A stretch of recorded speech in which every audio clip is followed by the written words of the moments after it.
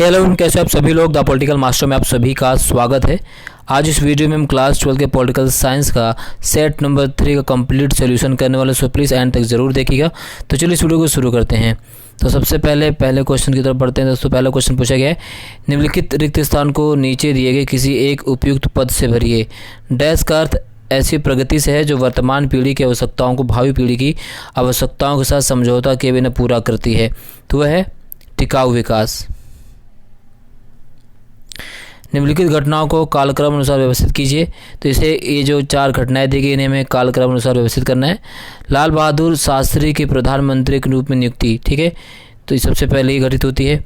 उसके बाद ताशकंद समझौता 1966, ठीक है, 1964, 1966, चौथा आम चुनाव 1967, ठीक है, फिर वीवी गिरी का राष्ट्रपति निर्वाचित होना 1969।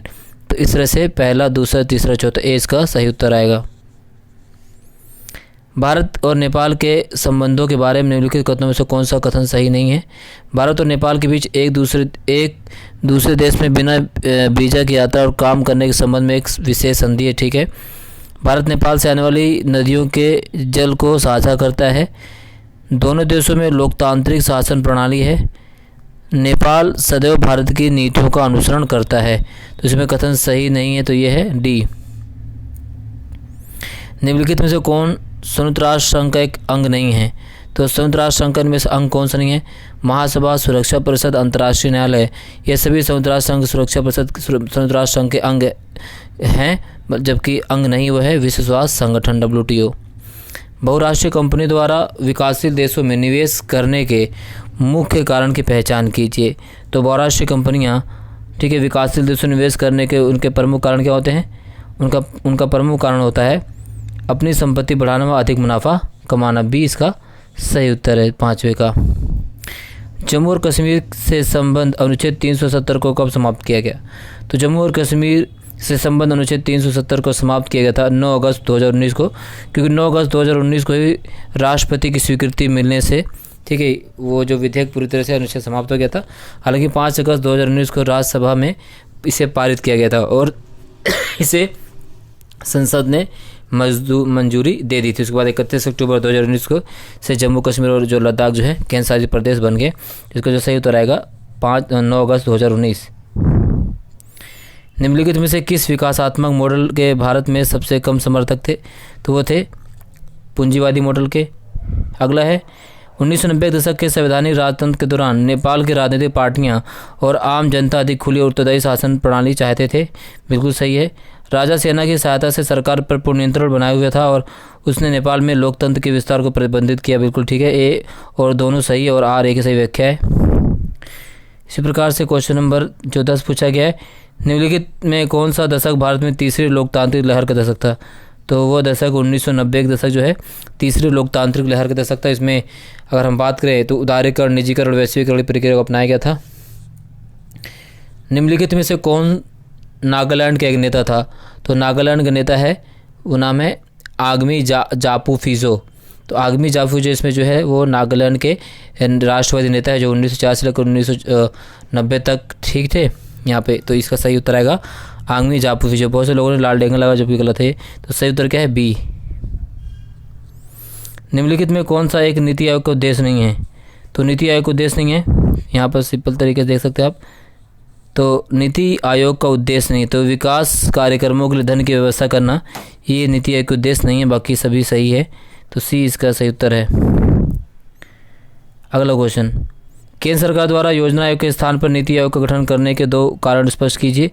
तो पहला कारण था, अगर हम बात करते हो संघीय सहभागिता की भावना को बढ़ावा देना, यानी ठीक है संघीय सहभागिता की भावना को, ठीक है, संघीय सहभागिता की भावना को बढ़ावा देना। और दूसरी जो प्रमुख कारण माना है तो वह है ग्रामीण स्तर पर विश्वसनीय योजना बनाने के लिए और साथ ही साथ जो है अधिक ज़रूरत पड़ने पर कहते हैं ना कि जिसको ज़्यादा ज़रूरत उस पर ज़्यादा फोकस करना। इस तरह से आप लिख सकते थे। अगला है भारत और पाकिस्तान के बीच संबंधों को सुधारने के लिए कोई 2 उपाय सुझाइए। तो भारत और पाकिस्तान के बीच संबंधों को सुधारने के लिए अगर हम बात करें तो जो सामाजिक कार्यकर्ता और महत्वपूर्ण व्यक्ति है दोनों देशों के मध्य की समस्याओं के समाधान के लिए सम्मेलन और बैठक में भाग लेना। और इसमें जो प्रमुख भूमिका निभा सकता है वो सार्क को प्रमुखता से लागू करना। सार को दस्ते इसको, ठीक है। नेक्स्ट है भारत और इजराइल के बीच सहयोग के किन्हीं दो क्षेत्रों का विश्लेषण कीजिए। तो अगर हम बात करें तो भारत अभी हाल ही में फाल्कन जिसे कहते हैं AWACS हमारे भारत और इजराइल के बीच जो है रक्षा संबंधों को बढ़ावा दिया गया। इससे रक्षा संबंधों को मजबूती मिली और साथ आर्थिक और वाणिज्यिक संबंध मजबूत हुए। और 2021 फरवरी की बात करें तो 4.14 बिलियन अमेरिकी डॉलर का हमारा व्यापार बढ़ा है। इसको आप यहाँ पे लिख सकते थे। इसी प्रकार से भारत ने CTBT तथा NPT पर हस्ताक्षर क्यों नहीं किया? तो भारत ने CTBT और NPT पर हस्ताक्षर क्यों नहीं किया? इसलिए नहीं किया क्योंकि दोनों जो संधियाँ थी वो भेदभावपूर्ण थी और साथ साथ NPT गैर परमाणु हथियार वाले राज्यों को परमाणु हथियार या विस्फोटक उपकरण रखने या विकसित करने से रोकता था। इस तरह से अगला है अंतर्राष्ट्रीय श्रम संगठन के 2 कार्यों की व्याख्या कीजिए। तो अंतर्राष्ट्रीय आधारों पर मजदूरों और श्रमिकों के हितों की रक्षा के लिए नियम बनाना, इसी के लिए ही इसे 1970 में शांति के नोबेल पुरस्कार भी प्रदान किया गया था। इसको आपको लिख लेना था, ठीक है। और श्रमिकों के लिए, मजदूरों के लिए काम के निश्चित घंटे और उनके लिए सही नियमों को लागू करवाना।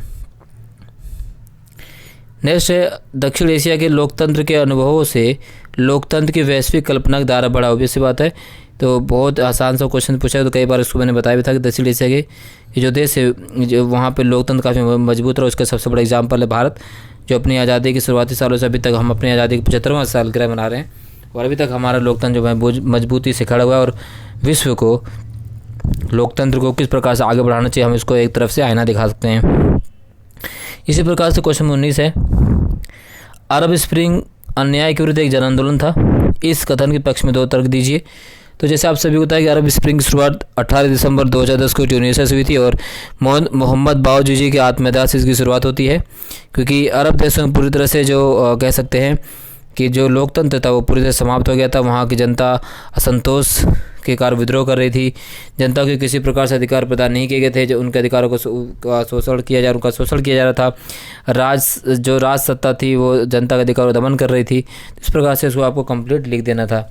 इसके बाद है क्वेश्चन नंबर 20 भारत में प्रथम 3 आम चुनाव में कांग्रेस दल के प्रभुत्व के किन्हीं 4 कारणों की व्याख्या कीजिए। तो भारत में प्रथम 3 आम चुनाव में कांग्रेस दल के प्रभुत्व कारण की अगर हम बात करें तो पहला कारण था औपनिवेशिक शासन के विरुद्ध संघर्ष, सबसे प्रमुख कारण माना जाता है। दूसरा आपको लिखना था सशक्त संगठन। जैसे आप सभी होता है कि कांग्रेस एक बहुत मजबूत संगठन था। 1885 में इसकी स्थापना हुई थी, उसके बाद से इस संगठन लगातार मजबूत होता रहा। और भारत की चुनाव प्रणाली भी इसका एक प्रमुख कारण माने जाते हैं। चौथा आपको लिखना था स्थिति के अनुसार अपने आप को समायोजन करना, ठीक है। इसी प्रकार क्वेश्चन नंबर 21 भारत के साथ देशी रियासतों के विलय में सरदार पटेल की भूमिका। तो भारत के साथ देशी रियासतों में सरदार वल्लभ भाई पटेल की भूमिका काफ़ी महत्वपूर्ण है और सरदार पटेल की भूमिका अथक प्रयासों के माध्यम से हमने देशी रियासतों को भारत में विलय किया। जैसे आप सभी को पता कि जब भारत और पाकिस्तान को विभाजन हुआ था तो सभी जो है भारत पाकिस्तान सभी रियासतों के विकल्प दिया गया था, या तो वो भारत में शामिल हो सकते हैं या पाकिस्तान में शामिल हो सकते हैं, अपने स्वतंत्र राष्ट्रों का निर्माण कर सकते हैं। तो ऐसे में इन देशी रियासतों को भारत में विलय करना एक काफ़ी कह सकते हैं कि काफ़ी बहुत बड़ा मजबूत पक्ष था। इसमें सरदार पटेल ने अपनी महत्वपूर्ण भूमिका निभाई और इसी तरह से हमने 565 देशी रियासतों को भारत में विलय किया। साथ साथ जूनागढ़, हैदराबाद, कश्मीर, मणिपुर को भी हमने भारत में विलय करने में सरदार पटेल की भूमिका काफ़ी सराहनीय और काफ़ी महत्वपूर्ण जान पड़ती है, ठीक है। इसको इस तरह से आपको कंप्लीट लिखना था एक एक करके कि जूनागढ़ को विलय कैसे किया, हैदराबाद को कैसे किया, कश्मीर का, मणिपुर का, इस तरह से आपको एक्सप्लेन कर देना था सिंगल से। इसके बाद क्वेश्चन पूछा कि भारत और पाकिस्तान के बीच कश्मीर विवाद के 4 कारण। तो भारत और पाकिस्तान के बीच कश्मीर विवाद की अगर हम बात करें तो जैसे आपको पता कि भारत और पाकिस्तान के बीच जो कश्मीर विवाद है वो अक्टूबर 1947 से ही शुरू होता है। इसमें आपको लिखना था गिलगित विवाद, बल्टिस्तान विवाद, ठीक है, सिंधु जल विवाद, ठीक है। इसके अलावा आतंकवाद भी एक प्रमुख विवाद रहा है, सियाचिन ग्लेशियर भी एक प्रमुख विवाद रहा है भारत और पाकिस्तान के बीच कश्मीर विवाद को लेकर, ठीक है। इस तरह से आपको इसको एक्सप्लेन कर देना था। बड़े बांधों के निर्माण के किन्हीं 2 नकारात्मक प्रभाव। तो बड़े बांधों के अगर नकारात्मक प्रभाव की बात करें तो आपको इसमें एक्सप्लेन करना था कि बड़े स्तरों पर वनों का विनाश हो जाता है, जैव विविधता की क्षति पहुंचती है, प्राकृतिक आपदाओं का खतरा होता है, विस्थापन की समस्या होती है और कार्बन उत्सर्जन होता है। तो इस तरह से आपको एक्सप्लेन कर देना था। अब कार्टून से क्वेश्चन पूछा गया था 4 नंबर के। तो सबसे पहले क्वेश्चन है कार्टून दिखाया गया, सैनिक किसका है, तो इसका है तो संयुक्त राज्य अमेरिका का। बी इसका सही उत्तर है। दूसरा उत्तर है आपका दूसरे का सी, 2003। तीसरा पूछा गया है इसमें से कौन सा एक खाड़ी देश है, तो वह है ओमान खाड़ी देश है। प्रथम खाड़ी युद्ध को कंप्यूटर वॉर भी कहा जाता है, तो इस तरह से आपको इसका उत्तर लिखना है। ठीक है, चलिए नेक्स्ट है क्वेश्चन नंबर 25। तो 25 गद्यांश पढ़कर आपको इसका उत्तर देना था। वैश्वीकरण संबंधी गद्यांश पूछा गया था। 26 है आपका मैप से पूछा गया था। वह देश जिसके साथ भारत का 1962 में युद्ध हुआ था चीन। वह देश जिसके साथ भारत का कश्मीर के मुद्दे पर पाकिस्तान। वह देश जो 1971 के युद्ध के बाद अस्तित्व में आया बांग्लादेश। वह भारतीय राज्य चीन के साथ सीमा साझा करता है। तो भारतीय राज्य चीन के साथ सीमा साझा करता है, तो यहाँ पे देख सकते हैं वह राज्य जो भारतीय चीन की सीमा भूटान। कौन सा राज्य है, तो है आपका अरुणाचल प्रदेश, माफ़ कीजिएगा। नेक्स्ट इसके बाद फिर आपका एक गद्यांश वाला है। इसके बाद क्वेश्चन नंबर 27, 28, 29, ठीक है 30, तीनों जो क्वेश्चन है 6 नंबर वाले, सभी के उत्तर दोस्तों नीचे दिए गए हैं और सभी क्वेश्चन रिपीटेड हैं। मैंने पहले कहा था सीबीएसई जो क्वेश्चन पूछे रिपीटेड पूछे और वही क्वेश्चन हुआ है और सभी क्वेश्चन रिपीटेड पूछे गए हैं। आप इसका उत्तर नीचे देख सकते, सभी का उत्तर मैंने नीचे सब जो है समाहित कर दिया है इस वाले में। ठीक है, तो ये संकलन हमने किया हुआ था, उसका लिंक जो है आपको पीडीएफ फॉर्म में मिल जाएगा दोस्तों। पीडीएफ में अब हम आपको प्रोवाइड कर देंगे टेलीग्राम चैनल पर कंप्लीट जो है। ठीक है, तो इस वीडियो में बस इतना ही दोस्तों, मिलते हैं नेक्स्ट वीडियो में, तब तक ले जय हिंद, धन्यवाद।